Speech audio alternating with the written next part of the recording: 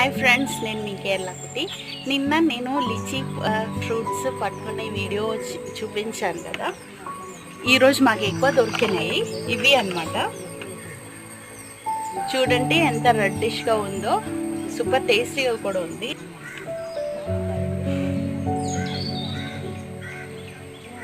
చూడండి ఇంత ఎక్కువ వచ్చిందనమాట ఈరోజు పొద్దున్న. ఒకసారి ఒక రెడ్డిష్ అనేది చెక్ చేస్తాము.